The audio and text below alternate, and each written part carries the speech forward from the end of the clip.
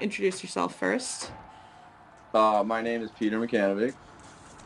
I am 36 years old. I play in Final Gasp and Knelt, and I've played in some other bands.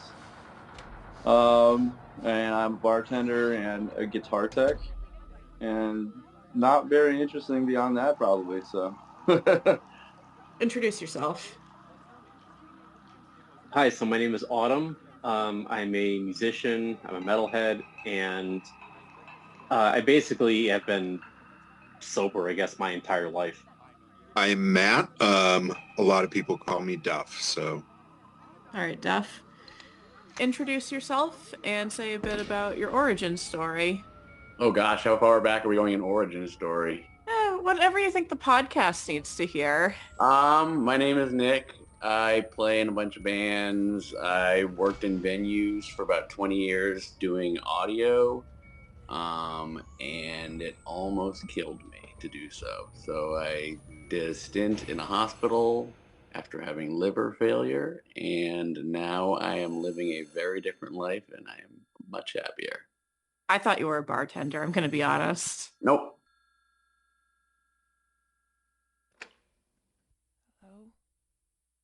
Oh.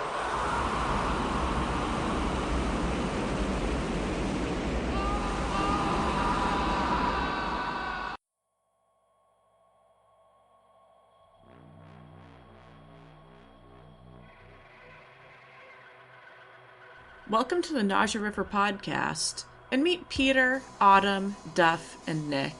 Four specimens that seem rare in the metal scene, sober people, and one teetotaler. Some of them are musicians, and Duff is a mournful congregation fan, so he's pretty cool regardless. No matter the background and no matter the motivation, it's easy to forget about them when every other show is at a bar and the Narragansetts flow freely. But sobriety is not a lifestyle incompatible with metal. You are, in fact, not required to drink at a metal show.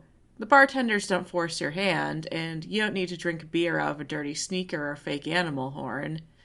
You can just say no, and you'll save some money too. It's so simple, but I'll admit that it weighed on my mind at first. Could I successfully quit drinking while essentially still going to the bar every weekend? Is it going to feel the same? Is it sober to still enjoy Corpaclani's drinking songs? Well, this isn't about me. Not yet. I can't tell you what to do, but this one goes out to those metalheads who are struggling with taking that first step. Sober people who want to return to the scene. Teetotalers and frugal people who want to fit in. I see you. I tell myself that if one person makes a positive change because of this episode, then I'll feel like I've done my job. Just to lay down some ground rules, these are only personal anecdotes from a few people. I don't have to agree with them, you don't have to either. Nothing in this episode can replace actual medical and professional advice if you need that in your journey. And most of all, I want listeners to be respectful of my guests. This is both in general about everyone's journeys, but it's also to dissuade transphobic comments about Autumn. I keep an eye on comments for every episode, anyways.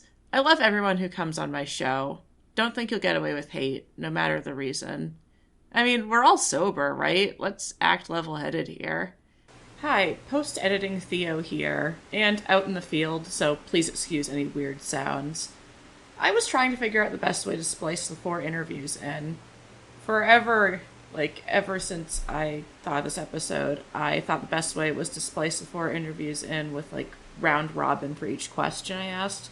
But I quickly realized that while I technically asked everyone the same questions, they didn't all splice together cleanly. So we're going to be listening to the full interviews in order. I'll introduce every guest before it.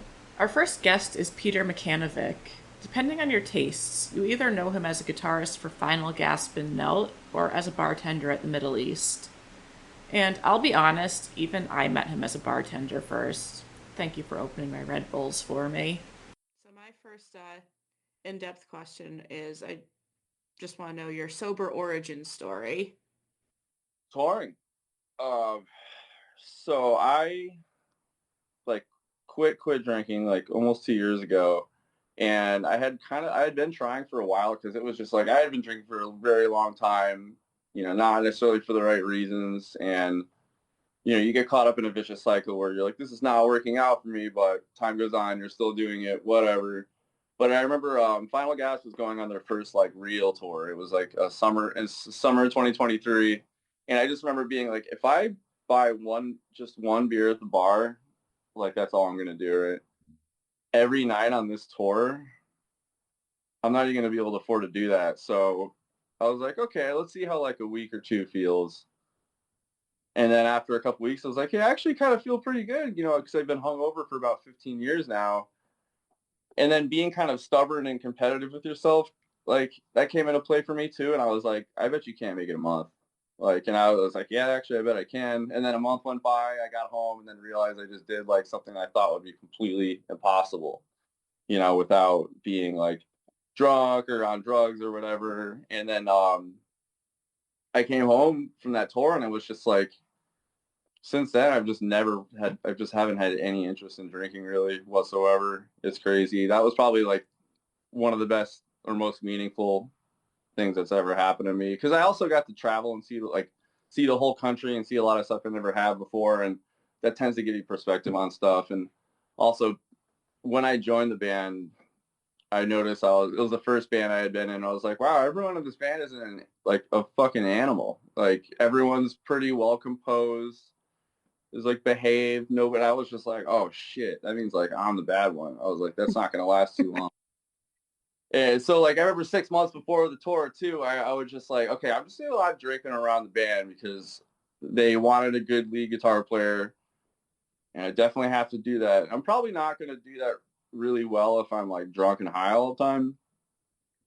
And so I just started like not drinking around the band, not drinking around shows, which again would felt like something like totally, because I was like a social drinker and anxiety drinker. It felt like totally impossible, but yeah, it's like just 6 months of doing that, and then that tour happened, and I came home, and like my bandmates and my close friends were all like extremely supportive of me, like, and also were kind of role models for me, unbeknownst to them during that time, because like half of Final Gas has been like straight edge, and it's not really a drink. And but remember getting back from that tour and just being like, yeah, fuck it, this is like a way better way to live, and I'm just so much happier and can go into things being fully present. And so that was the first time I started feeling comfortable with myself as a musician or like songwriter too. So it was a huge deal for me, but it was almost 2 years ago now. But been pretty smooth sailing as far as like sobriety goes since then, thankfully. But I've just been a lot busier, more productive for sure.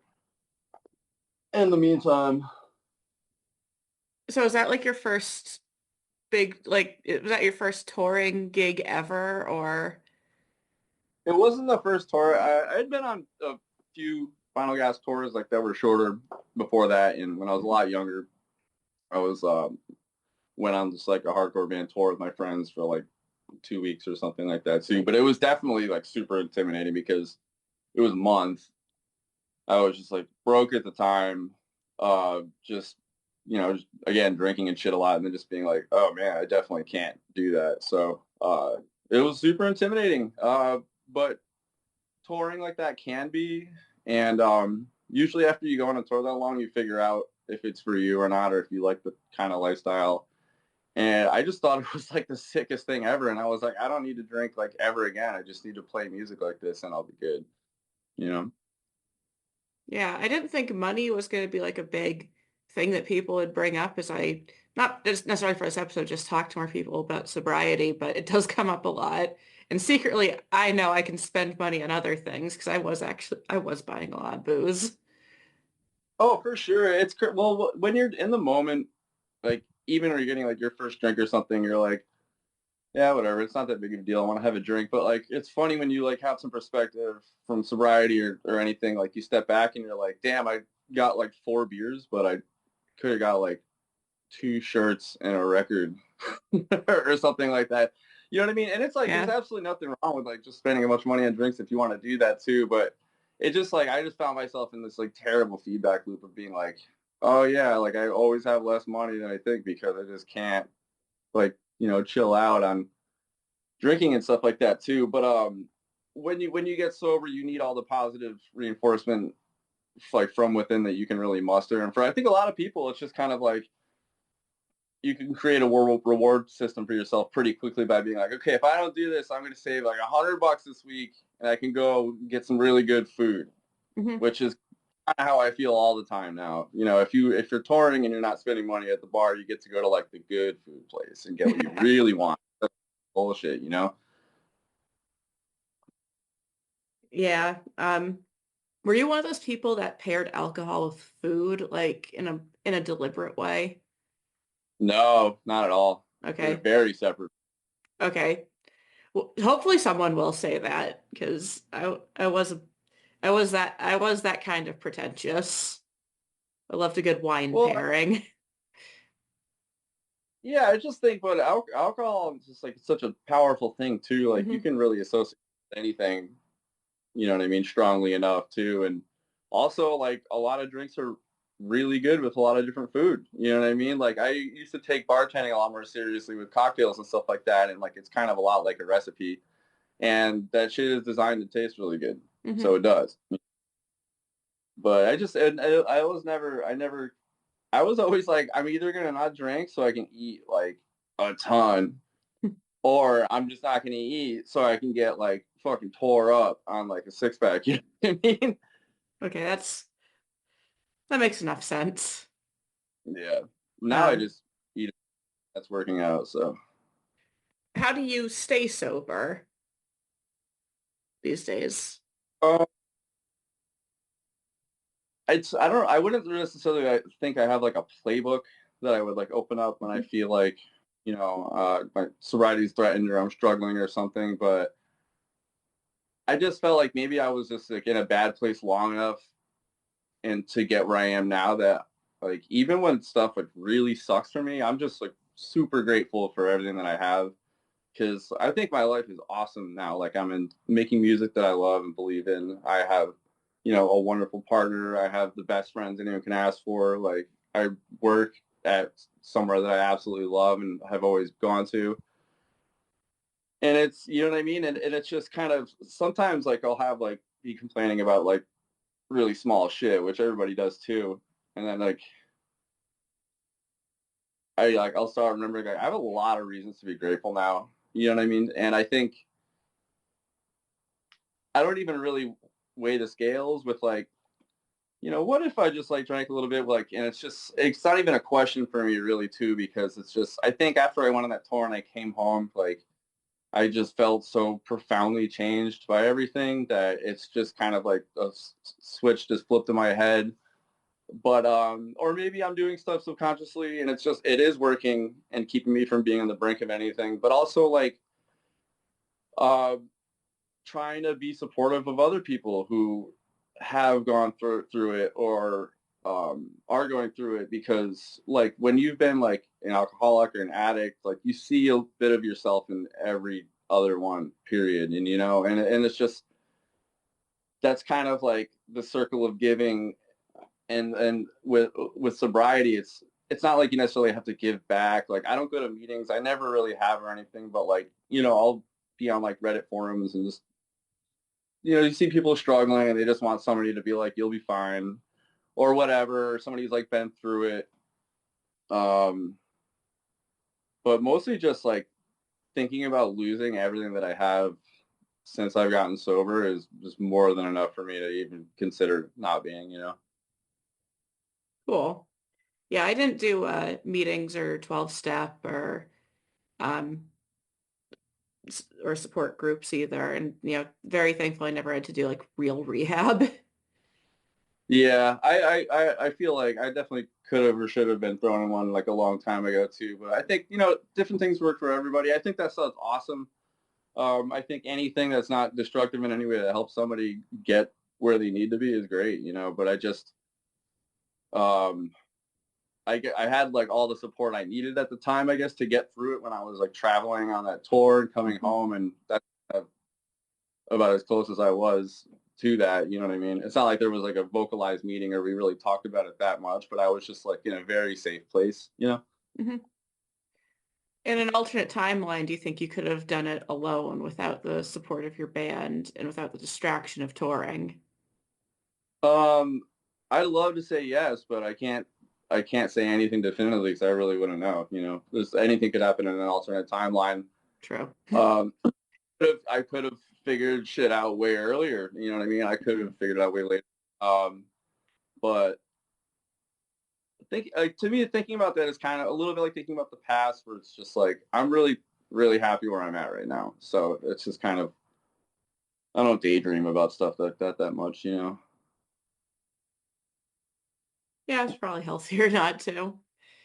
Um, so what has been the worst or hardest thing about going sober? Probably just like not drinking like 9 cans of something and being like, ah, this is sick. Which you can do with seltzers and stuff too, but like I became kind of like I want to say became more introverted when I quit drinking. I just realized I kind of always have been, and like drinking made me social, so I didn't really miss going out that much. My job socializes me a lot too. Like I have to be around people. Hmm. But if I miss anything about drinking, it would probably just be like drinking just with good friends in like a super like I don't say like intimate environment, but just like drinking around a campfire or something like that too, and it being like very much a special occasion. Um, but I'm really kind of reaching for that too. There's nothing in particular that I really miss that much. You know what I mean? Like I don't miss waking up and feeling sick every day. So that's what I think about, to be honest with you. All right. And what has been the best part? That's I guess that depends when you ask me, but probably everything that I've accomplished or like that's come into my life since I decided to quit drinking and doing drugs. Because I've gotten to do like through the band and stuff a lot of stuff that I thought was like just crazy dreams or playing in certain places or maybe just being present enough and like positive enough to let good things come into my life, which I think I had a very big problem with for a long time. But I feel like I'm in the like it's sort of hard to define, but the best thing about it is I feel like I'm in the right place at the right time now, and I feel very present, and it just makes life a lot easier that way. Okay. And so this one is specific to you as you are a bartender.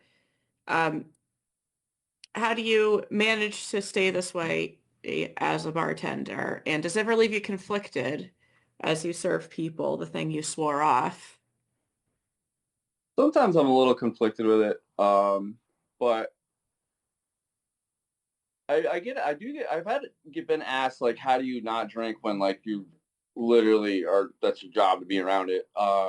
And I think it's because like when I work at the club and I feel like I've been every single person in that club in some way or some form at some time doing whatever, no matter how good or bad it is. And I kind of feel like I retired from drinking in a way because I was like, I think I just drank and saw it all, so I just don't need anymore. And I was like, everyone's like, like I was like, hell yeah, that was me like partying my ass off for years too. And but I was like, I know when I wake up, I'm gonna feel exactly how I felt when I woke up the day before, and so on. And it's just I've been around that for a really long time, and I think maybe I've just like gotten to compartmentalize it so much as work too. So seeing people like again going back to like seeing myself and like everybody that's in the club too, yeah, seeing people like who are definitely like drinking for the wrong reasons or too much or whatever is like super conflicting too. But we are all are adults and who are responsible for our own decisions, as I was when I always went out and stuff like that too. And it is my job, and I just don't really even think about it that much anymore because I don't think about the booze as much now because I enjoy my job as a bartender more at the venue because I get to be more present and enjoy all the music more, Mhm. and I guess focus less on what I'm doing after. But I just I let like people are gonna do what they're gonna do, and I respect their decisions no matter what they're gonna put in their body, and you know what I mean. If they want help, they'll probably ask for it in some way, but it's definitely not the right place for that. You know. But more, I just want everyone to have a good time because, like, I love my job. I've been there forever now too. And like, when there's like a sick ass show and everybody who's drinking or not drinking is just having a good night, that's just like the best shit ever to me too. So if people need a few beers to have that, whatever. I just don't need it. So And since I saw you at a doom metal show on Saturday, um, do you have opinions on if weed is counts as being sober or not? I think oh man, that is a good question. I figured that would come up at some point. I smoke weed. I do. And I know some people, like you'll have old school AANA stuff where it's just like it's not clean and sober. I think it also doesn't necessarily have to fall into like guidelines that have always been in place forever now because like if cannabis is like or THC, whatever you want to call it in like a professional way, is like kind of almost like caffeine now too. Like it's really easy to use it responsibly. It's not like growing up and buying weed and being like, oh shit, this is not it.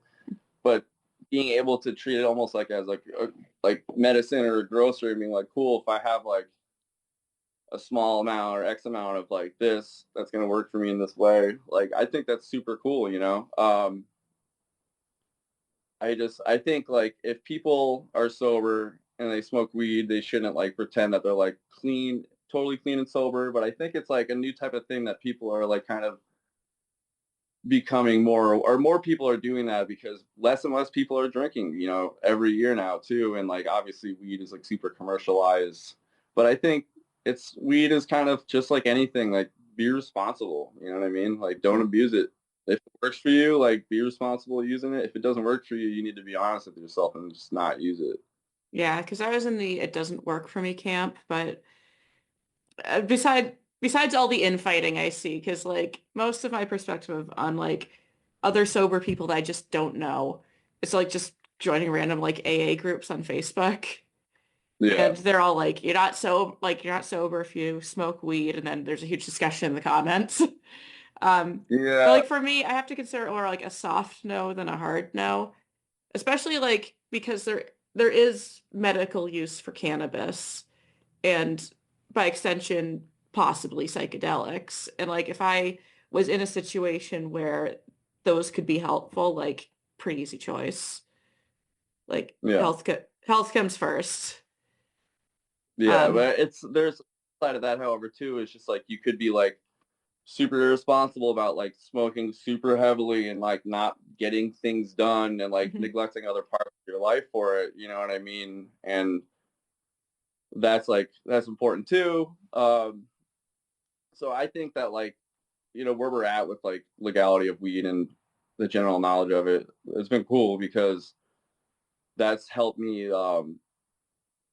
definitely with some just day-to-day stuff in a way that like, I don't really want to be on like ADHD meds or anything like that.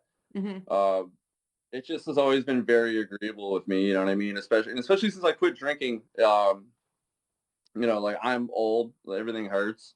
Like I work out a lot too, so everything hurts a lot. Sometimes weed is awesome for that. Um, you can like use cannabis and not get fucked up nowadays, which is just kind of such a blessing, I think, Yeah, I think I do like that you can control the dose, like to some degree. I use a lot of edibles. That's how I tried to get into it. I just, Yeah. but maybe that's like not the best way to do it either. But it's That's like that's it's weird. It's just like I don't love the mechanism of smoking, and I like knowing exactly how much it's gonna be. yeah, But also, for sure. Those but always like they creep like I don't really eat edibles very often. So if someone gives me one, I'm just like, all right, I'm not like operating heavy machinery right now. And I'm like, I smoke weed regularly. I'll be fine. Then I'm just like, I need to sit down. Like that shit just hits me very hard. So I don't Mhm. really like, edibles kind of also feel like a lot of times like a downer to me and which is Yeah, what I don't like about it. You know what I mean? yeah, I definitely got the downer feel. I think like the only thing I felt good with taking edibles. It was taking them like before a flight or something because I get like I'm not afraid of flying, but I get like travel jitters, and I'm like, if I take this, I'll be able to sleep the night before I leave, or I'll be able to sleep on the plane. Yeah, that's a But pretty normal and thing. now I'm just like, if the last time I flew, it was on JetBlue, who has pretty good Wi-Fi, so I was just up on a red eye, scrolling through Twitter, listening to music, actually like just living my normal life. Yeah, And I then I remember the was last. zonked once I got home. Yeah. Oh, totally. Like, hey, this hasn't hit me yet, and then like 2 hours later, you're just like asleep. Mhm. Yeah, those don't really do it for me. For some reason, even like really small milligram ones just like make me feel like sometimes I just feel like I took like some type of prescription down or something. So, I also like when I like, smoke weed, it tends to be before I do something really active, like before the gym or before going Okay. on a long walk, like working or something like that too. Like more than when I like sit down and relax. If that Mhm. makes sense. I know it's contrary to normal, but Next, we have Autumn Night. Autumn used to do keyboards for doom metal band More in the Light, but recently left to focus on solo material. I first met her in a Facebook group where she was a lot more humble. Autumn applied to this episode as a lifelong non drinker instead of someone who found sobriety, but I personally found it to be an interesting angle. I just have never really had interest in alcohol or drugs, as weird as that sounds. Maybe I took like the DARE programs like too seriously as a kid and they just kind of stuck or something. But yeah, it's, you know, you get high on life, as they say. I Like guess such as a dork. Yeah, I guess as a follow-up question, were you ever part of the straight edge scene?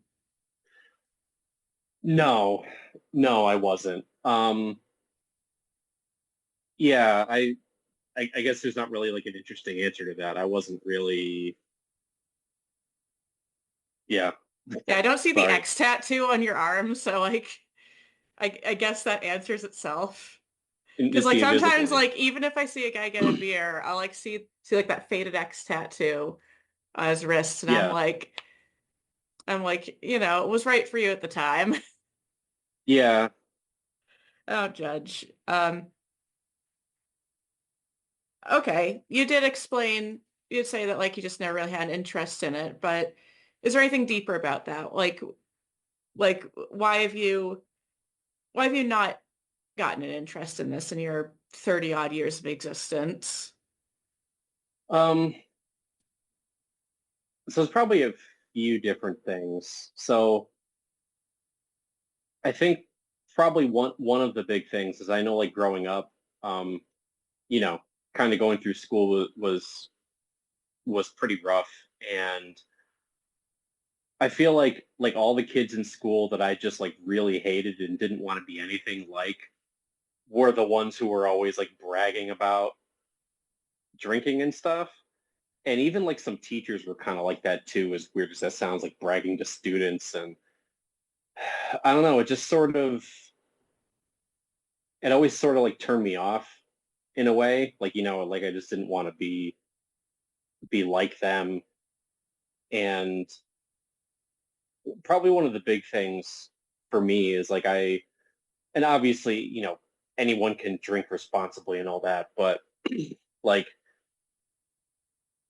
I don't like not being in control of myself. You know what I mean? Because like I feel like it just seems like too often it's somebody can get like carried, you can get like carried away and then something bad happens, or like, how are you going to get home safely or whatever. You know what I mean? So it's sort of I just like being present. I just like being, and I don't know, I guess I just never had the interest in I don't know, uh experiencing that, I guess. Okay. Have you been the designated driver a lot? Um, no, because to be a designated driver, you have to have friends. Oh, I thought you were gonna be like, you have to have a car. Metal's not paying that bill. I feel like I might have a bit here and there, but like, yeah, I guess I don't necessarily seek out people who like, go out and get like, go out and like drink for fun and like I have to be the one to like make sure they get home safely because they're like, so wrecked or something. But it's weird, I guess, being in the metal scene and even just like going to so many concerts and not drinking or anything because it's so baked into the culture, Mhm. and it's very like like the social aspect of it, like it does kind of help, like like connect with other people, I imagine, it's like, what are you drinking? Or let me buy you a beer or something, and so that makes it a little difficult, I guess, at times. Yeah, one thing like that I had to struggle with is like there's also a lot of metal that is about drinking, like your average beer and pizza thrash or some folk metal bands. It's just like Yeah. like I definitely feel a bit weird listening to some of that now, but do you ever? Yeah, I don't kind of, yeah. I guess I think of it as sort of just like a fun sort of like some of the songs, like a lot of, like I don't know, Ailstorm or like Corpaclani or something. Mhm. It's kind of I was gonna fun. name drop them, but tried to be a little nice. Yeah. Um, but it's like fun music, I don't really take it like too seriously, but I guess in some ways it does sort of like maybe it does kind of make you feel a little like not left out, but like these are obviously very like social events and everything that people are singing about, and it's like you're drinking and having a good time and whatever, and um yeah, I guess I don't really seek out like that kind of music too much. Yeah, maybe because it just doesn't really resonate with me for that reason. Okay, that's perfectly fair. I think like only one of those I really seek out. I do like folk metal. Yeah. Like I don't know if I've really seen a sober thrash metal fan. Or like if they Mm, are, it was after a very long party, basically. yeah, Yeah. like Which is a like shame a because like, there's definitely good aspects of thrash metal, like the riffs. I will say like I can't really mosh, but moshing's a lot more fun when you're not falling over drunk. oh yeah, absolutely. But we're in our 30s. Yeah, yeah, even when I was younger, I didn't really do a whole lot of moshing. I guess because I was always worried about breaking my glasses or something. And Yeah, I you have, didn't have I anyone mean, to hand them to.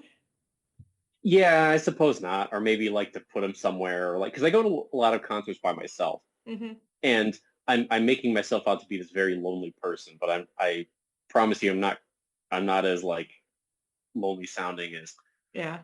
Well, I'm sorry, I have to ask about your dog. Your dog I is know beautiful. so. Can you tell me? Oh yeah, of course. His name is Churro. He is Churro. Churro. Perfect. Yeah, he is a Oh, 6-year-old Chihuahua, and beautiful. I got two of them, but he's the only one who can really get up here, Oh, gotcha. and he does look like a beanie baby. Oh yeah, he's super cute. I know. I'm Yeah, sorry, but can we? Oh, we were talking we about moshing. yeah we're talking, yeah, and like I guess also like so like you seem to be social in a much different aspect, a much different way than a lot of people. Like you're not, from what you've implied, you're not exactly a huge party person. Is that true or not? Um, no, I'm not much of a party person. Uh, I mean,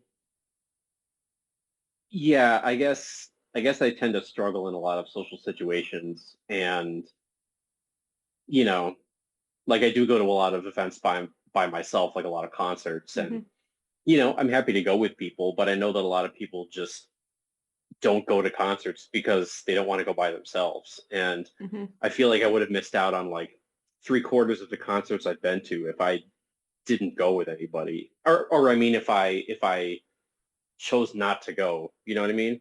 Yeah, I don't really get that mindset either because like I usually am going alone in some sense, but like Yeah. I think even like, this time last year, I'm like, I have to make a point to talk to one person during the show. And if they don't like me, then at least I tried. Yeah. And and I suppose that's probably where alcohol comes into play for some people is it not only the effect of alcohol makes it easier to be social, but it's a way in some ways to just connect with another person, like, oh, what are you drinking or whatever. Hmm. And I totally understand that. I've been trying to be a bit more outgoing at these shows that I go to when I go by myself. I mean, because I think we Hmm. met at that Yeah, septic uh flush. yeah, we met at that show. And I think there was like one or two other people that I talked to there, but you know, oftentimes I'll just like go there and just kind of keep to myself. And yeah, so it's a weird paradox, I guess. I don't know if paradox is the right word, but No, no, I think it's something I can relate to, even if I say like I am a bit more of a rowdy party animal deep down. I'm yeah, just missing the big element now. yeah, it's got to get high on life. Yeah, but you've been in bands before, and you need to be friendly enough with them to go to rehearsal. Oh yeah, absolutely, yeah. Yeah, so that's why I figured. And so like you're still pretty ingrained in the metal scene. So like, what was I gonna do with this question? I wrote it down real poorly. Yes. Ew, ew, that's disgusting. Uh, Churro, can you remind mommy? I know. I think I developed a simple mind. He's so precious. He's he's really just the apple of my eye. Yeah. He's like a shrinking violet, so you can do anything to him. Like I do call it the baby Oh my hold. God. He just Yeah. like not all, every dog, not every small dog I've seen will let you do this. Most don't, but he just like flops. Yeah. My dog's a little bit bigger than that, but he doesn't like to be picked up, I which know it's really like missing the sucks. point I of little know. dogs. It's so fun to pick up dogs. He's like 40 pounds, so Oh, that's he's not like humongous, but I mean, you know, it's that's a lot to commit to pick up. Like yeah. this dog, he's 8 pounds. He's a Oh yeah, peanut. much Like yeah. I can do it one-handed. 40 Yeah. pounds one-handed is not that's not in the cards for me. Yeah. Um, have you ever been in bands where people were regular drinkers? Maybe that's where I wanted that question to go. Yeah. Um and yeah, I think that at least one of my bands, there were a couple of people who did like to drink. Like I know that we played some shows where sometimes two or three of them would like drink in the car before the show. And I mean, they performed well, you know, like they didn't, you know, they drank like responsibly or something. But that's one thing that in a lot of my band experiences, it's, you know, like you know, you rehearse and then like when you go to the show, it seems like each member kind of does their own thing, gets on stage to play the show, and then sort of disperses again, you know? Like I know with some of my bands, like I would be doing the merch and everybody else would be like at the bar or something, and so I'd have to like call someone over if I wanted to take a break or whatever. So did you feel like you had less fun than everyone else? In a way, it's yeah, I guess you could say so, but it's different like with my band Virus of Ideals. We haven't played a show in a while, but that's like my band. Like I do all the writing. I'm kind of like the band leader, as it were. So I don't have as much fun as the other people in the band.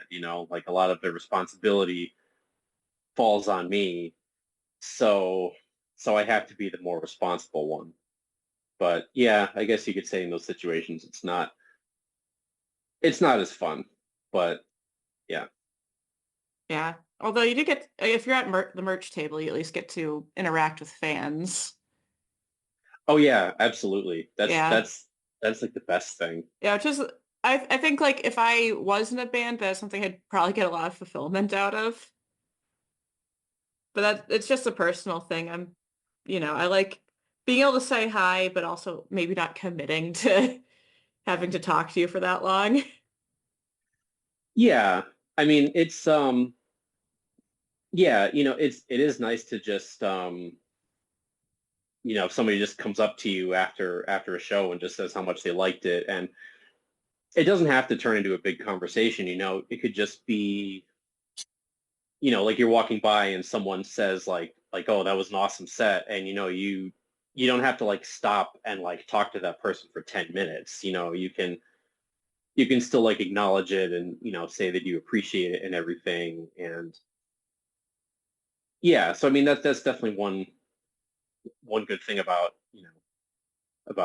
being a musician, playing these shows and all that sort of stuff. Yeah. All right. So the one specific question I had for you pertains to you are very open about being a trans woman. Yeah. Um, and the LGBT community as a whole, I don't know like the itemized stats, has higher rates of alcohol abuse than the general population. And do you have any feelings about that as someone on the inside?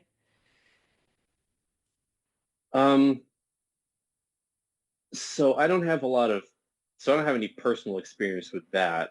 My assumption as to perhaps why the rate would be higher is perhaps lack of acceptance of of queer people in the general sense, because it's hard, like I am like very happy to be out and to be living how I want to live, how I need to live, but that doesn't mean that life isn't stressful, because, just especially as a trans person these days, just being in public, you draw a lot of attention to yourself. And, I'm fortunate to live in a blue state.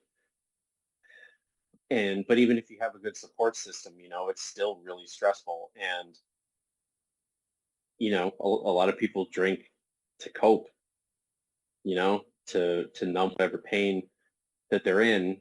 And, a lot of, especially trans people, um, you can have like family and friends who are loving and supportive until that point, because that really changes things, because and a lot of people don't, like it's not a given that they're going to accept you. And, you'll probably lose some friends, you probably lose some family, and, discrimination is real. Um, so that would be my opinion, I guess, as to why the rates of alcoholism perhaps are higher, because it's just a way to cope. I would say that that sounds accurate. For someone who could be listening to this podcast, what coping mechanisms have worked for you? Um, Community is really important, I think. Just trying to reach out to other queer people in your area. There's a lot of social groups out there, if not in your town, perhaps in a neighboring town. Um, I'm actually on the Pride committee for my town. I'm one of the founding members, Oh, and yeah. like we put on events and stuff. We're putting together like a summer get together at this park, and that's like a really big thing is um, because especially being trans, it's basically impossible for someone who is not trans to understand what you're going through. So it's very isolating in a way, and there's a lot of, even when you like accept yourself, there is still a lot of internal conflict, and it can be, lonely if you let it. But that's what I'd really recommend is just try to find community, try to make friends, um, attend events, don't, it's a scary time right now, and it's okay to be scared, but you just need to do it anyway, you just do it while you're scared. So that's it. Just community, community, community. Our third guest is Matt Duff. He is a tattoo artist and a friend I met through Mike Pacino of Tears from a Grieving Heart. You've listened to that episode if you're a true Nausea River fan. Formerly, he was a bouncer for the Whiskey Priest in the Boston Seaport. And what's your origin story? My origin story. Basically, at a younger age, basically once I turned 18, kind of discovered drugs and alcohol, alcohol being a very prevalent one. And that kind of, I'm a very introverted person, I would say. And so that I discovered early on that was a way for me to become a much more sociable person, to be that party animal, that you think goes along with everything, and it went for a long time until I was 28, and then basically it had gotten to a point where I found out that basically um, I would have died if I had not changed. And so yeah, I pretty much from that moment on, I dropped booze cold turkey, and I don't necessarily recommend my method, but it worked. 7 years later, I'm still sober, going strong. I guess two things to branch off from that. One, the first one is just a little about your background. I know that Mike said that they met you when you worked at the Whiskey Priest, and I'm like, cool, and I don't know what that is. Yeah, so the Whiskey Priest was a bar, kind of an Irish bar down on the seaport in Boston. And, it was like any kind of whiskey you wanted, they had it. They had over 100 selections, and that was my drink of choice. So it was heaven in that regard, or so I thought back then. But yeah. So I was a bouncer there for a while, and yeah, I met Mike around that period. And did you have to quit that job when you went sober? No, I quit that job a little bit before. I was working 3 jobs at the time. I had a maintenance gig going as well, and I just didn't enjoy the work. Bouncing was really hard for me. It's a tough gig, and it can be very dangerous sometimes. And that bar was pretty notorious because it's down on the seaport. A lot of those, rich bros who want to get drunk and prove Mhm. they're the man want to go there. And so there was a lot going on, and just not how I want to work.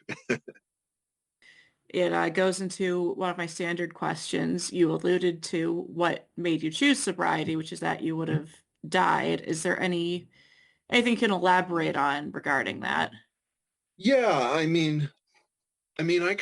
could get a little more in depth with the story if you'd like. I Yeah, if wasn't you're sure comfortable how with it. yeah, no, I'm fine with it. I just wasn't sure how detailed you would like me to be. But that's fine. Yeah.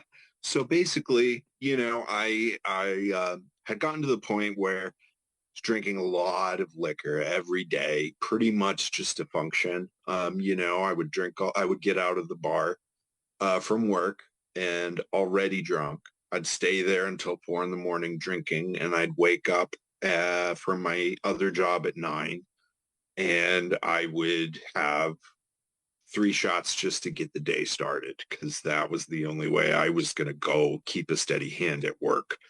And I would find my moments throughout the day to excuse myself and have a drink. And so then one night at my maintenance gig, we did a company team building exercise, which always meant we're just going to a bar and getting drunk. And so I went all the time because the company paid for it. It was a dream. And so one night we're in Alston at a Korean barbecue restaurant, and I can't remember the name. But I brought the company $380 over budget that night, alone with my alcohol consumption. I proceeded to leave the event, and I realized I couldn't get home. I couldn't even sit in a car. I was on the verge of blackout, and the only person I knew nearby that I thought I could get to was one of my best friends, Spencer. So I called him very belligerently, was just, I don't care what you're doing right now, man. I'm coming over. And I made my way there.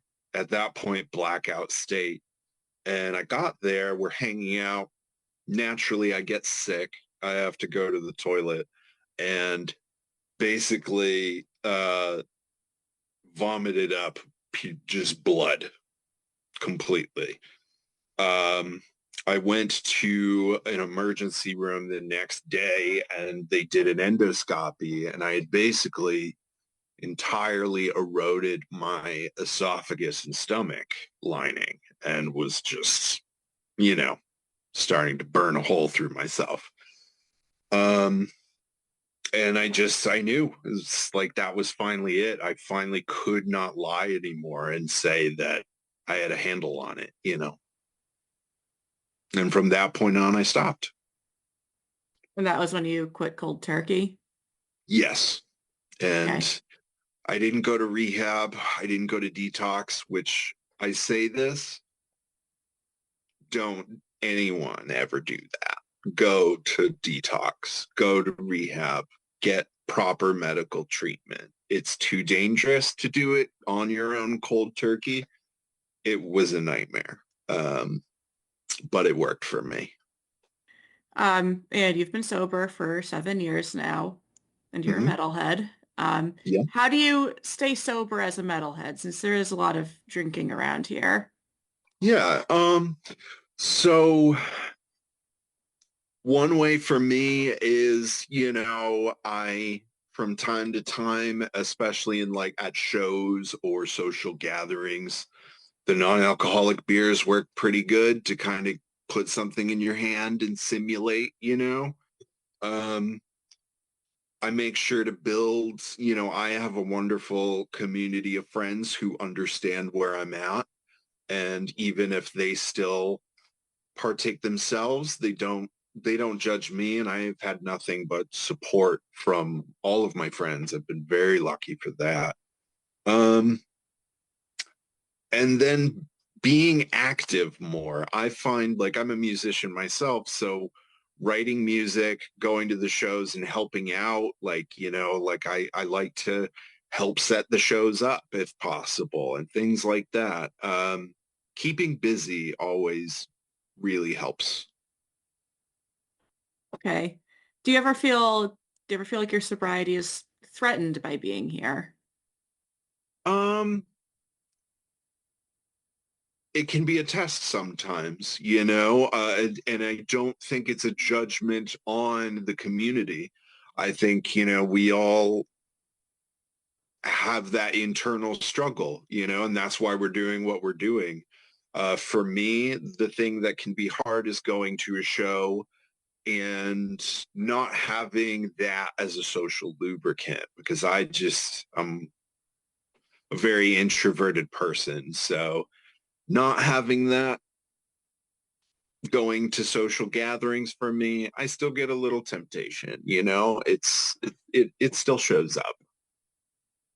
Well, thank you for your honesty on that. Yeah. Have you ever wanted to give up like concerts, step away from the metal scene, or change your life drastically to keep your sobriety? Has that ever crossed your mind? No, I think Okay.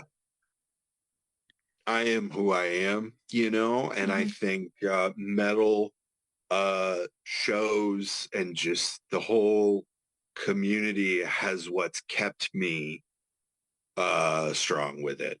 You know, just that desire to still be a part of something, that desire to still have that companionship, the music, the art, you know. I can't ever get rid of that, you know. I can't get rid of who I am. And yeah, I even if I could, I refuse to, you know. There's still ways to be sober and be yourself and have fun and be a fun person. It doesn't have to be boring, you know. I think you're right. So for you, what's been the best part about being sober and what has been the most or the worst or most challenging? Um, I would say the most challenging, but ultimately the best has actually been the personal growth and of holding myself accountable. That at the end of the day, it's just like, if I mess up, I did that, but that's okay. I can move forward. I can grow. And seeing that change, you know, and just like, you think back and sure, you can laugh about it now, but, you know, looking at where I was going, it was just like, I have way more fun now. I like life.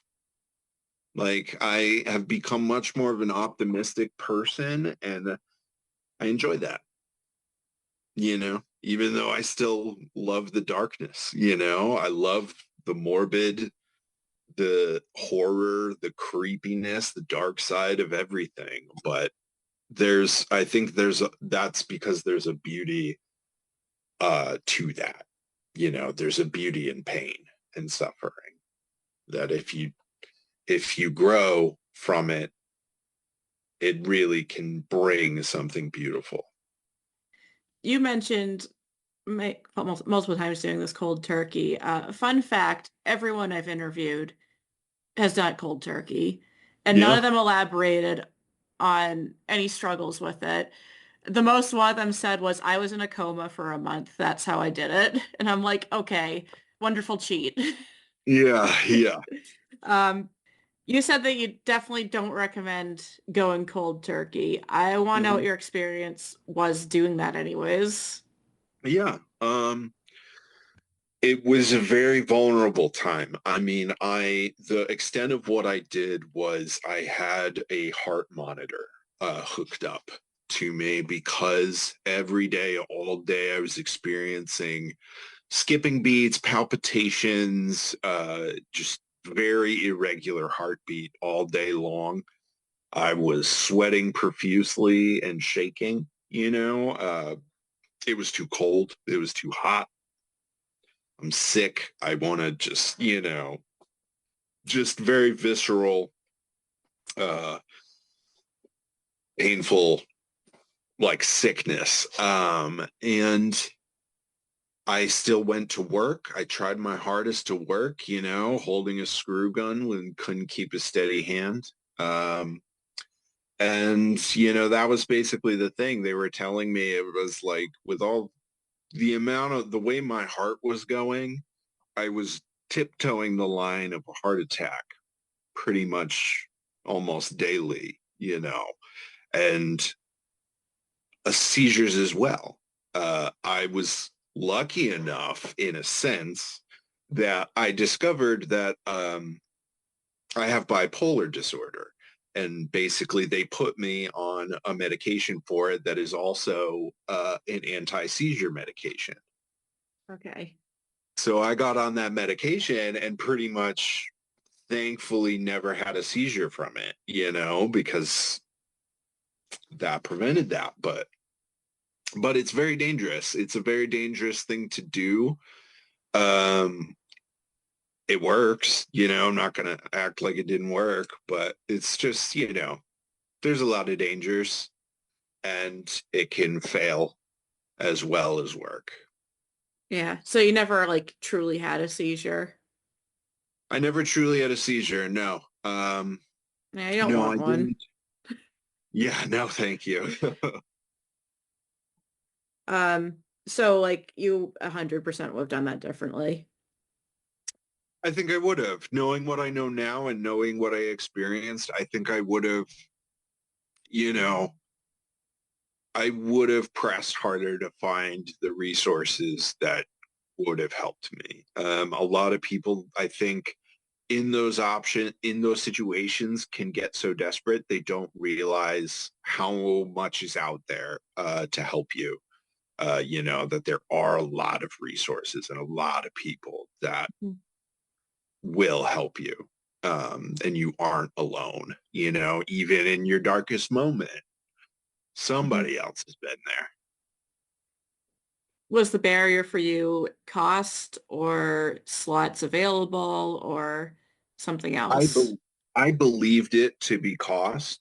Um, there are options for people, and I mean, of course, this is America. As long as you get the right health insurance, you're golden. But I, at the time, was like, I'm too poor to go to rehab. I'm too poor to go to detox. I can't take time off work. They're not going to be fine with that. And so that was my factor, that was kind of the big reason I didn't go do it. And it just didn't have to be that way. There's social programs that will help fund you, you know. Um, there's always options. All right. I guess the last thing to ask, do you have opinions on Alcoholics Anonymous or 12 step in general? Sure. It's not something I do. I went to Alcoholics Anonymous one time. I personally I do not subscribe to it. I don't subscribe to the concept of God saving me, because I just personally think that that takes the power away from the person. If God is the reason, if God is the reason and the be all end all, and you didn't actually make this conscious choice yourself, then what's to stop you from relapsing? Because it's still not your conscious choice at that point. It's God's choice. So I just think for me, what worked was just realizing my personal strength, and that I had the power to do this and I have the power to maintain, you know. It works for a lot of people. It works for a lot of people. So I'm not going to sit here and bash it and take it away from them. Mhm. But it's not my cup of tea. And finally, our last guest is Nicholas Wolf. Everyone else knew him as the sound guy at the Middle East and elsewhere, but he had given up that job by the time I got my own shit together and met him.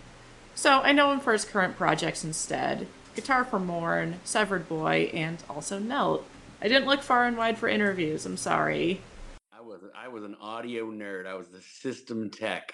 But as I got higher up the ranks and worked in larger and larger venues, I did less and less work because the tours become large enough that they're really self-contained. So it actually was a lot more sitting around and drinking, waiting for a 16-hour shift to end and trying to find the very end of the rabbit hole that is YouTube to kill the time. I mean, the second one is almost as damaging. It is. Yeah, that's kind of the point. Yeah. All right. So you've kind of already said what made you choose sobriety, but not everyone listens to their body. So like what made you able to change so quickly? I mean, I didn't have a choice. And I'm glad that it happened when it's all said and done. But last March, I started to feel a little sick, and then I started to throw up blood, and then blood started coming out of both ends. And then I went to the ER, and they banded varices in my esophagus to stop internal bleeding. And then they sent me home, and I thought I was like, okay, this is my new life. I can do this. Before I even had a chance to really process anything, my partner at the time was trying to hold a conversation with me like 12 hours later, 13 hours later, and my eyes rolled back in my head, sent me back to the ER. They gave me like 13 units of blood, which I think is more than is actually in the human body at any one point in time. I'm not sure. Um, Performed like emergency surgery. And then a month later, I left the hospital and had a very nice doctor tell me, if you drink, you will die. And that was 14 months ago. Is today the 7th? 6th. 14 months ago tomorrow will be the last time I had a drink. And that was by necessity. So, and I don't regret it one bit. But yeah, mentally, I guess to circle back around though, mentally, once I sort of came to grips with this sort of new, like, I don't know, it's sort of like a bonus round. Life is to me is just like a bonus round, like an extra life. It's kind of rewarding in a lot of ways to wake up and sort of appreciate the fact that like you're not dead, and to take pride in breathing and drinking water and going out and interacting with humans as opposed to just sort of shutting yourself in an office where no one can reach you and listening to loud subs come through the entire building and just, I mean, it reached a point where we were just drinking Malort, which is like the most Oh. disgusting shit on earth. And I look back at it and I'm like, wow, like you had really reached the end of your interest in alcohol, but we were still just like so addicted to like turning off the world that you were like with the same group of people every day in a room that no one had access but you all drinking the worst thing known to man, woman, child, or anything in between, you know? Anyways, you may have quit your Middle East job, but you're still very much in the metal scene, playing gigs at the Middle East. Yeah. How do you stay sober in a scene that really embraces drinking? Um, it took a lot of practice, and I think the best advice that my therapist gave me was like, you don't owe anyone anything. I mean, this is a little different, I guess, if you have gear loaded in, but when I first started going out to shows again, I was going to like the Sinclair a lot because that was my final job. So the last 10 years I did sound was at Roadrunner and the Sinclair. Mhm. And my therapist's advice was like, you don't have to say goodbye to anyone. You never have a tab open, generally speaking, I would imagine. If you feel like you're uncomfortable, you can just walk out the door and go Mhm. home. And I never really put that together. I felt this sort of like responsibility to like a room. And I don't know. I think that it's inherently like in me. Like if I get asked to be guest listed and then a day of I don't feel like going, I feel like everyone's gonna be mad at me. And the fact of the matter is, no one's gonna notice. You know, like no one notices if you're there or not. But it took some practice. I went and saw Chat Pile, and that was like probably the first time where I was like, oh, I'm actually watching a show right now. I don't remember the last time I watched a show. I've definitely like drank and talked loudly through a lot of my favorite bands, but I don't remember the last time I like just fully watched a show. That Chat Pile show was so good. I It didn't know was you were so good. there. I mean, Yeah. everyone was there. His banter, his knowledge of Boston cinema, Yeah. Boston place cinema is pretty amazing. Yeah. Very off topic. Did you get there early enough for Mama Leak? Was that the band that had like one the singer had like a balaclava Yeah, on? they're all Yeah, in they were good. masks. Yeah. They're like my favorite band, so I Yeah, have they to were really ask if good. someone says they're at Chat Pile. Yeah, I went up to some shows before that. I went and saw Hope Conspiracy at Middle East Downstairs, but that was more just like a to shake some hands and let people know that I still had a pulse. Yeah. And then I was the hell out of there. But yeah, it took a while, and I don't think it'll ever be the same. But I'm fine. What I'm replacing it with at shows, I much prefer. Like I'm learning how to go to shows again for the first time, essentially. No, I mean, it's fun. So, would you say, since you're still a musician, would you say that like it's easier to not drink as a musician? Because it sounds like drinking was just so tied into audio, which I never would have guessed. I would have guessed it's the guy, it's the those select people on stage who think like the beer is actually going to help my voice. Yeah, Which right. I never understood. I sound like Marge Simpson when I drank because it like really dried out my throat. I think I was worried about it, but also my first tour back as a sober person was with Morn in Hmm. Europe. So it was with a band I had never toured with yet. A lot of countries I hadn't been to. So the whole thing was sort of like a see what happens. And it was great. But it's nice to sort of be there while you're playing the music. Because I remember I used to just like start playing, particularly in bands where I played in and was yelling. I'd start playing, I'd be drunk, I'd start playing. I could perform really well drunk, but by the end of it, I couldn't tell if any time had passed, if a ton of time had passed. I just knew I was a sweaty mess. And I was like, I really hope that went well. And now I know if it went well because I was there while it was happening. Yeah, I don't know. I think not drinking or doing drugs has actually been like an amazing change for me personally as a performer. And were you a performer before all this? Because I only know you for Nelton Morn, and those are more Totally. recent Yeah, additions to your roster. totally. Yeah, no, I've been playing in bands for a long time. But yeah, like the heyday of my drinking was like I played in a band called The Proselyte for about 10 years, and it was just started off as a 4-piece, ended up a 3-piece. I owned a van, had no license. That was like my contribution. I bought a van. So I was a mess. It would be like the other two going into Waffle House every day and me like curled up in the bench seat in the back, incapable of fathoming the idea of even tasting food without wanting to throw up. But I did that, and I had a band called Phantom Glue. I had a band called Ascend Descend, a band called Lung Lust. I've been gallivanting around doing bullshit in one capacity or another for a really long time. But it's been awesome. Like Nelt started out, even though I was drinking, it started out as like a sober project because I was writing with Nick McIntosh as a 2-piece in the daytime because we both work nights. And I wasn't like drinking before I went to work. So it was the first time I ever like tried to really be creative, 100% creative for the entire writing process sober. And I was like, shit, this feels really like kind of forced. But that's probably just because it's one guitar and drums. I bet it's going to be great. And just sort of powered through it. And then once there was a whole band playing it, I was like, this is really well written. And I don't think I would have done this if I was just treating it like I used to, I don't know. Practice used to sort of be like drinking at the VFW hall. You know, you just get together Hmm. with your buddies and pick up a conversation you started last week, but you never actually finish the conversation.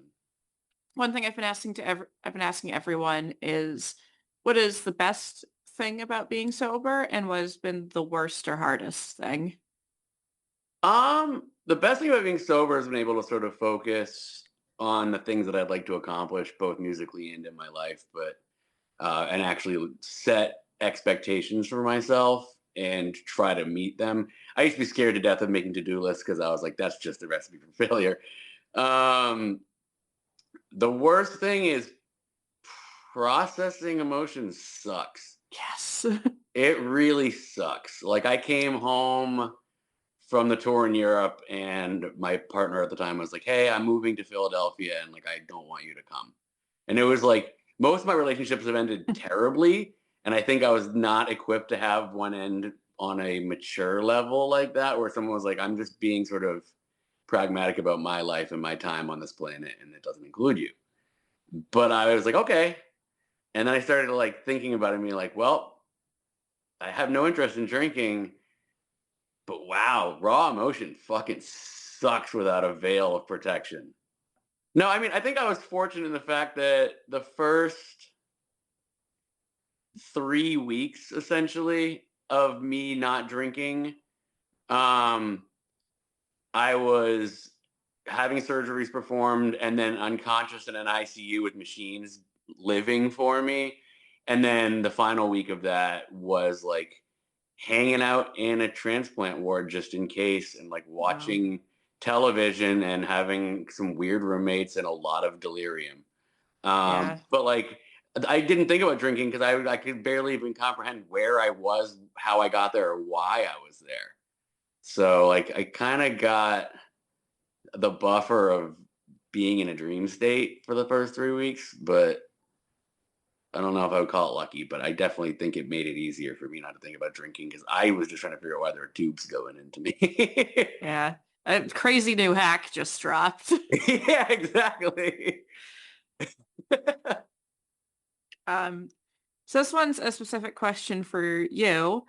Um, because you went through liver failure. In hindsight, were there signs that you missed, or was it something that came on very suddenly? I'm not entirely sure, and that's a Okay. very good question.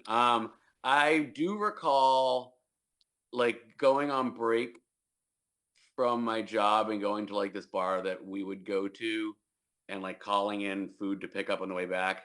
And I've always been able to drink way beyond my size as a human, Mhm. to a fault. And I remember like having like a beer and a shot and like sort of feeling like ungrounded, like I was gonna float away. And like, and I guess like I have done some reading that that can happen to people whose bodies are starting to have trouble metabolizing alcohol. Um, so who knows? That could have been that. I just remember like never before that had a beer and a shot made me feel like I was no longer connected to the floor.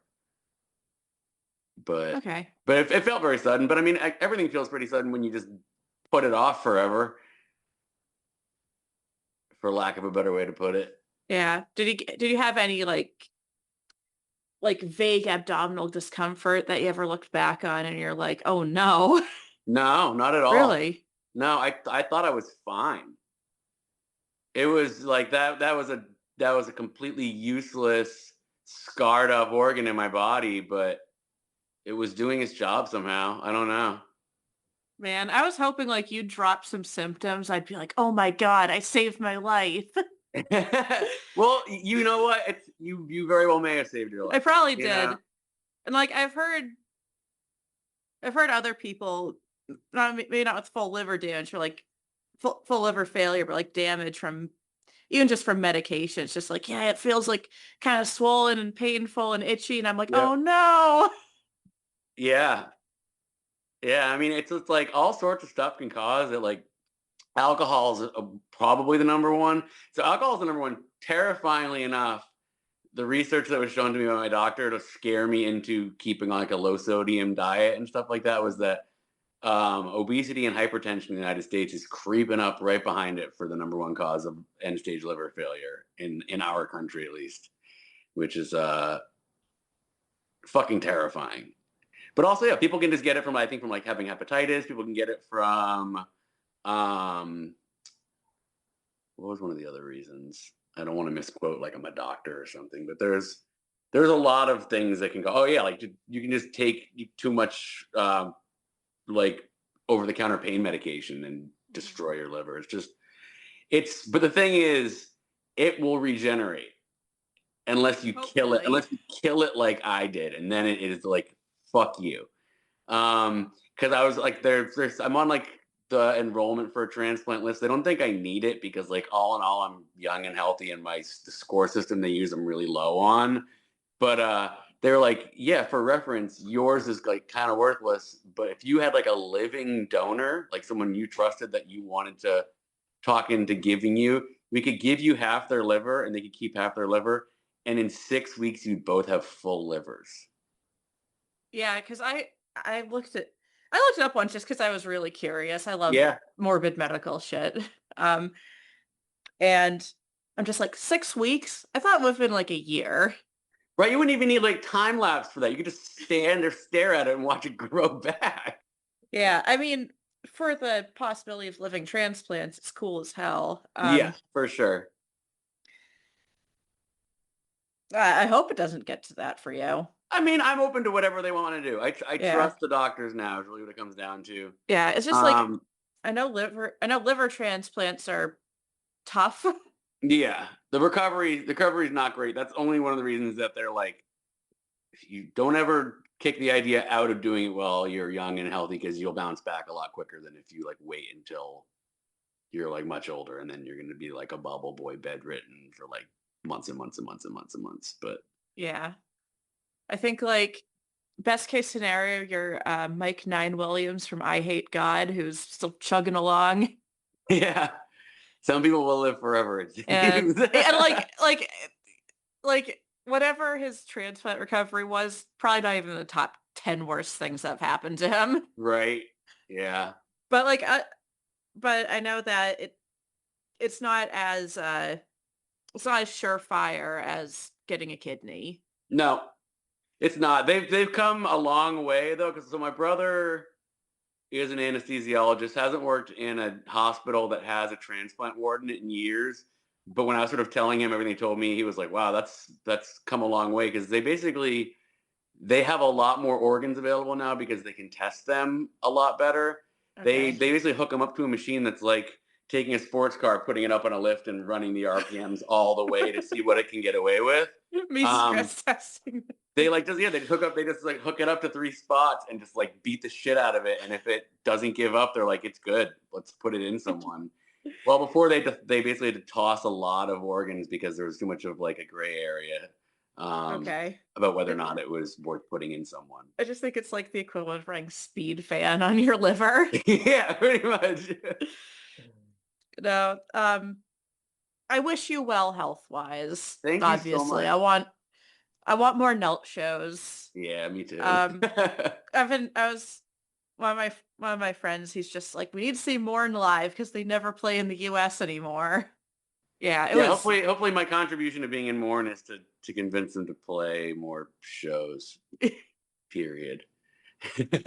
Yeah, if it must be in Germany, then touring's like being a musician sucks. Like I don't blame you, but I'd be a little sad.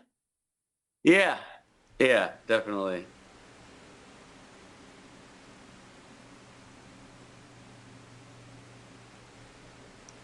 So, hi, I'm Theo. I'm a metal journalist, but really it just means I'm running the podcast you're listening to. This episode got delayed, so I've been sober for a little over a year. You probably knew this already. But because I have the privilege of pre writing a monologue, I'm going to skip the format that I set up for everyone else. It'll be more interesting this way. Being drunk is a distant memory, but I still have my other vices: energy drinks, candy, and still using Twitter. My algorithm bursts with fresh discourse about politics, child rearing, style and fashion, and social issues. Perhaps that's not what you expected. I expected it because I know it preys on my deepest fears and insecurities, some more relevant than others. And am I really healed if drinking is still part of those? Anyways, drinking came up a lot precisely when I was working on this episode, usually in reference to decreased alcohol consumption among young adults. Is it a bold, pro-health move by our younger peers in Gen Z? Is it only downwind of young adults doing less partying and socializing? You know the answer if you've been in your 20s before. There is no mass movement in that age cohort towards long-term, incremental health benefits, and there never will be. That's precisely the decade to not worry about it. It's isolation, it's the phones, it's maybe about money too, but as legal weed becomes the larger drug of choice, I don't believe that. I've seen how much a pre-roll costs. And what makes me insecure or doubtful is my other crusade, the battle to get the hypothetical homebody viewer back into socializing and concerts and general nightlife and grass touching, the battle against my own introversion that I project onto everyone else.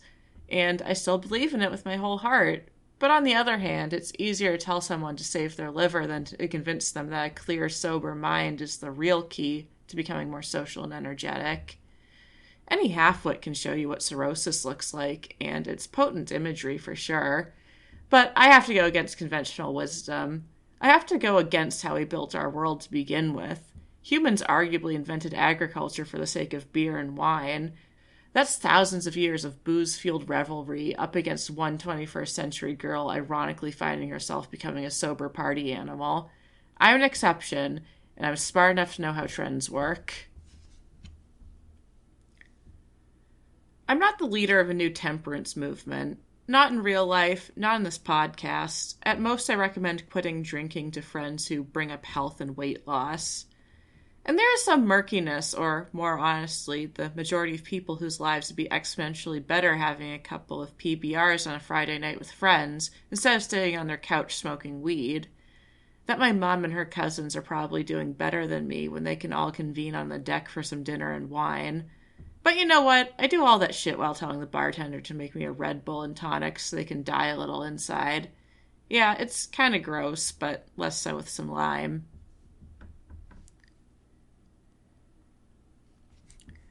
I could end it here. If you fear that sobriety will make you an introvert watching Netflix in bed every night, the solution is as simple as saying you can just do the same things.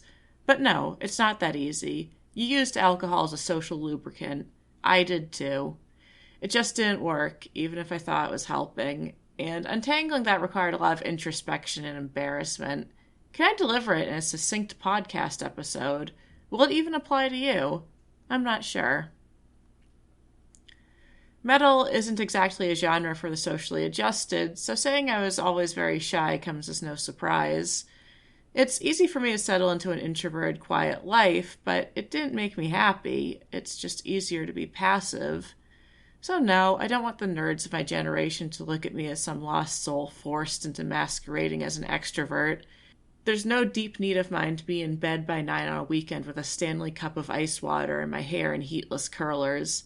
Let's save the simple life and going stir-crazy for when I have kids that I mildly neglect.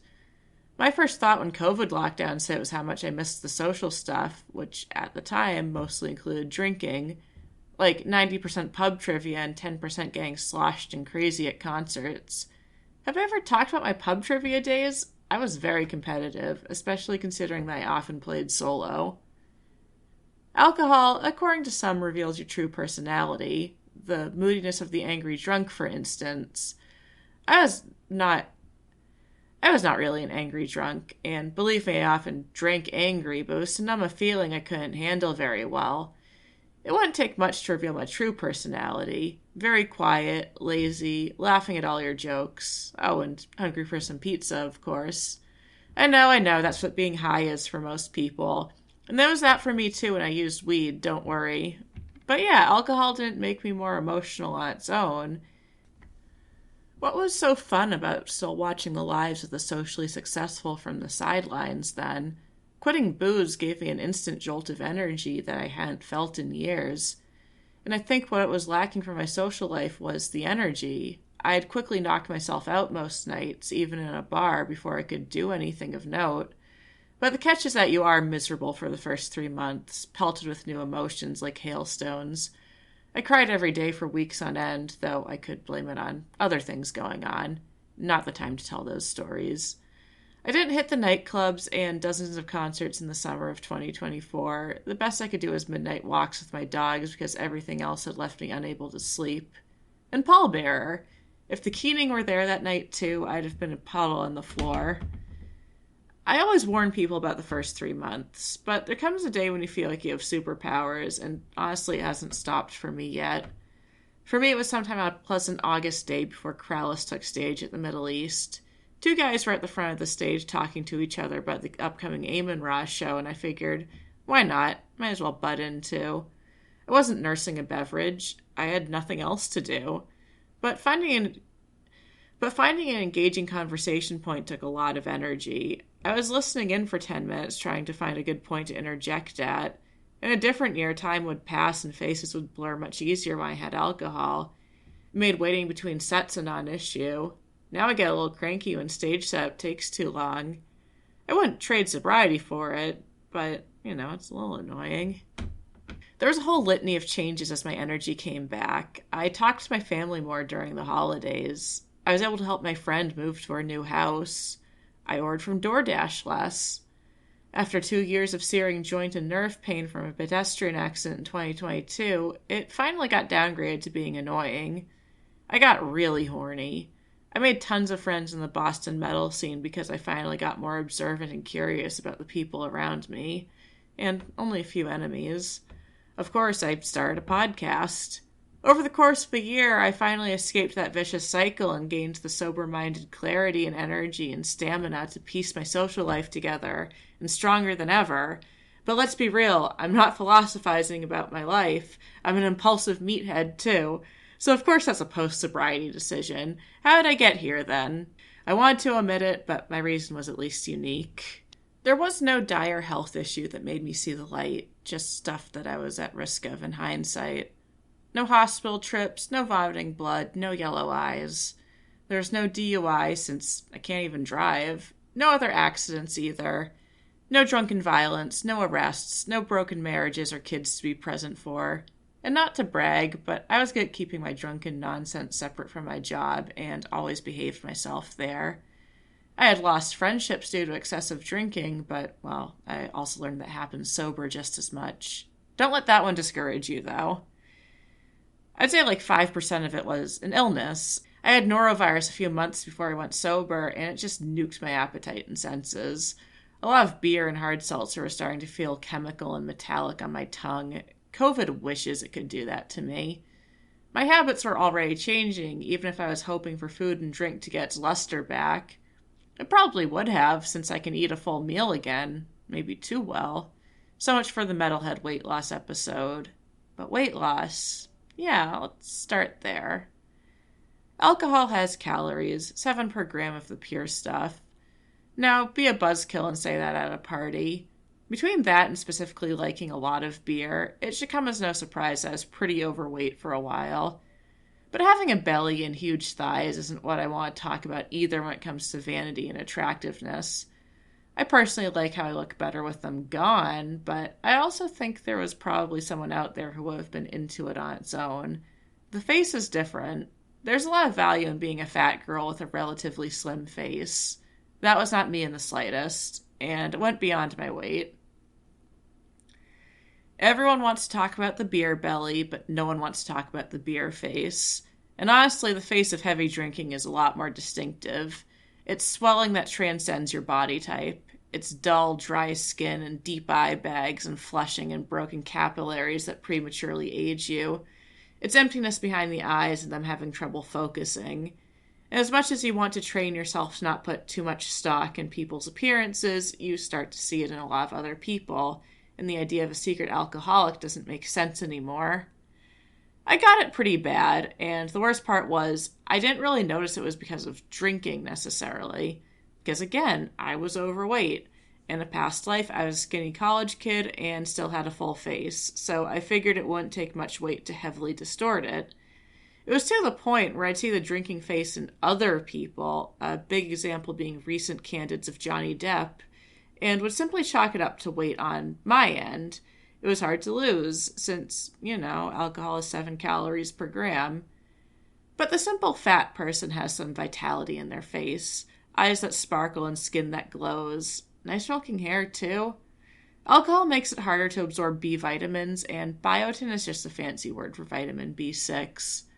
I'm definitely limited by my audio-only medium here, but I get reminded of photos from 2018 to early 2024, and there's this visual decay that you can see, a consistency in pallor similar to that of a bloated corpse. I think I looked worse than most from 2020 onwards just because there wasn't anything I had to live for either. The true alcoholic partiers might look a little more alive at least. It looked bad, but I didn't really care until I was given a reason to notice it. Now this is where you get to decide, did I see a particularly disgusting picture of myself that I could no longer ignore? Did I get self-conscious about turning 30? Dare I say it, did I have a big old crush on someone way out of my league? I'll let you decide. But there was one day where I noticed how bad my face had gotten, and that looking like that was getting in the way of something I wanted. I mean, most listeners have only known me as sober. There's something to be said about becoming the ugly daughter hidden away in the attic. And now there's some sappy, ugly duckling story, though no redemption of being a perfect 10 either. That last bit is what still bugs me. I had to go through the worst months of my life to become unremarkably attractive, if I average out my self doubt with what my biggest fans tell me. And every weekend I see beautiful women well above my current caliber with cocktails or Trulies in hand. Strangers, friends, relatives, doesn't matter. Viscerally, it feels unfair. There were certain food and drink content creators I had to cut out of my media diet because the envy wasn't good for me. Sure, don't believe everything you see online, but I know something's wrong with me when I look back at the infinite photos of former Bon Appetit contributor Molly Baz and her glasses of wine. She's so thin and effortlessly gorgeous in that old money way. What did I do to deserve my fate then?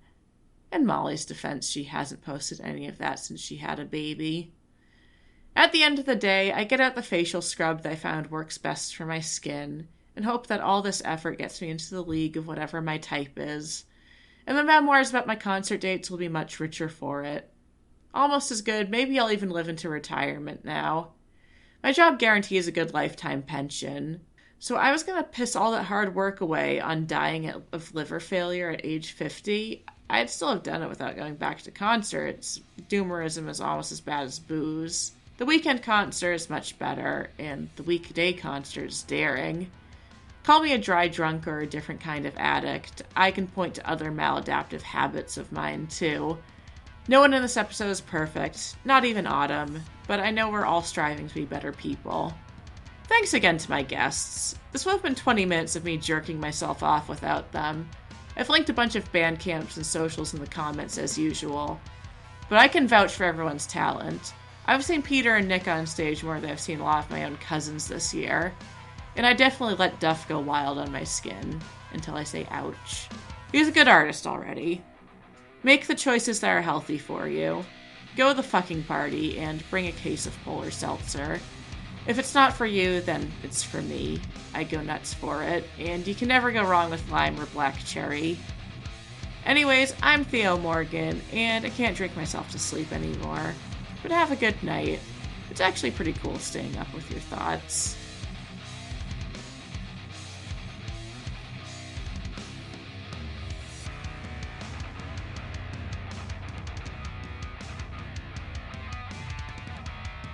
Any final thoughts? No, not really. Not yet. Okay. Question of the whole interview. Huh? On that last question or the whole interview? On the whole interview. No. Those are pretty good questions. So, that's definitely the important stuff to talk about. And that's what, remember when I was trying and many times failing to get sober, I would just constantly people who I thought were cool that got sober, I would just Google how they did it or like what they did or whatever like that. And I would just be like, it gives you just like a little bit more encouragement, That's why I think talking about it's cool, and it's good that people talk about it, especially, this like social sphere where people are drinking less and it's things are just changing a little bit. So 100%. Thank you for all that. Oh yeah, no problem. And any final words? I just appreciate being on here. This isn't a topic I really talk about too much. I actually don't think I've done any interviews where I was asked about. Actually, I don't think I've done any interviews at all since coming out as trans. So it was nice to talk about that a little bit. I do want to plug my music really quick. Yes, I was going to do that, even if you didn't. Yeah. But yes. Yeah, so I make music under the name Autumn Night. I just released a single called Autumn Night. It should be on like Spotify, Bandcamp, all that sort of stuff. I'm going to be releasing more music, over the next year or two. It's it's kind of like symphonic thrash influence. Like descriptors are tough, because I can think of it one thing and then everyone else can think of it as something else. But I always describe it as witchy symphonic death thrash. So it's, kind of quick sounding with, like thrash metal with like strings and stuff and, kind of witchy lyrics and all that. So it's pretty fun. But yeah, I just wanted to plug that really quick. Oh yeah, and I always link to bands mentioned in the episode description, so check out the Oh, episode gotcha. description. I always link to the band camp. Send Autumn $1 or two, it's fine. Yeah. Yeah, If it's please. Bandcamp Friday, it's even better. Oh yeah, absolutely. Oh, I don't know when the next one is. I think they skipped it this month. At It's least like like I every did, other, yeah. it's less than every other month. It seems I so think it's whenever they random. want. Yeah, Yeah. it's like whenever they want to. Yeah, because I thought like first Friday and like no one was doing Bandcamp Friday promotion, so I'm like, okay, either you're very scared of just people in general, or I totally misjudged this.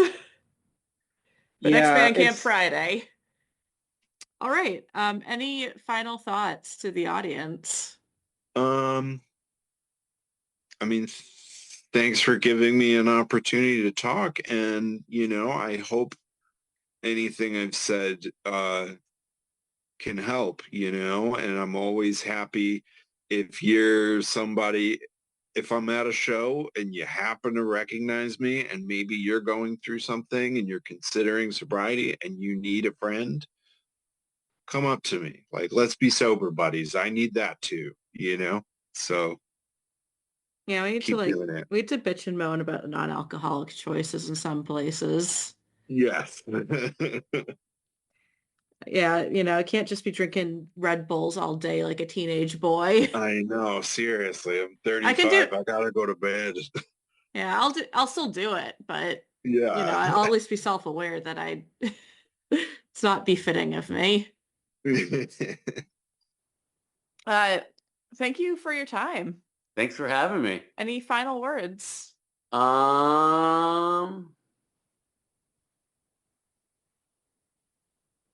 Drink your black coffee. Stay away from your whiskey. Yeah. Yeah, I agree. Coffee makes you poop, but only when it's black. So Yep. get Hey, that. coffee's good for your Keep liver. it. Keep everything running smoothly. Yeah, let's stick around for a long time and a good time. Yep. Eat your fiber. Yep.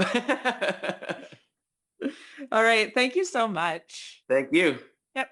Bye. Bye.